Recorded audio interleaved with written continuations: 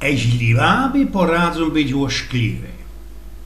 Wiecie, jakoś kiedyś našpicowałech moje dakle i usłyszałech tako szpicato gotka. Go wędzili chłop ze swoją ślubną babeczką.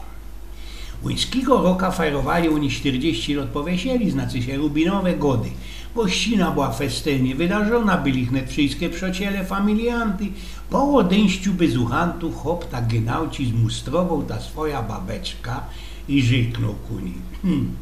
Moja ty rozromiło, 40 lat temu nazad nie mieliśmy niczego za tela. Mieliśmy no maluśkę i jeszcze nieumeblowane pomieszkanie. Nie mieliśmy gryfnistego autoka, ani bali i telewizora. Nie naliśmy na takim ci madracu pokładzionym na dylinach. Alech miał ci każdą noc szumny seks ze 25-letnią gorką, napoloną i ostrą jak papryka chili blondiną. No i? Pyta się opaternie ta babeczka tego swojego chopa. A teroski mamy szykownisty dom za 300 000 złotków, prawi dalszy hop.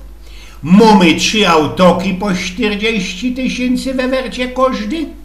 Ku temu srogi amerykański prykol wodny, basing na placu, sauna i 3 sroglachne plazmowe telewizory. No i co dalszy? Chcesz mi powiedzieć, chłopecku? Pyto się już dziebko znerwowano tą gotką baba.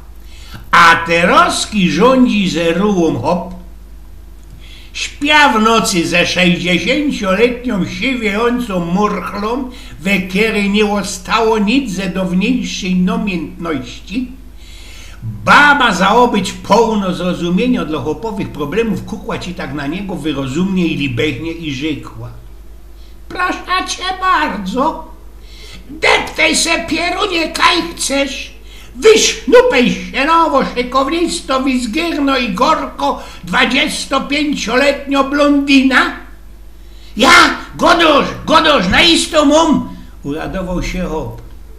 A ja już ci się wystarł młoto, pano baba, co byś już zaś nynął we jakimś tonim familoku na madracu pokładzionym na dylinach i co by cię już zaś nie było stać ani na auto, ani bali i na blank maluśki telewizor.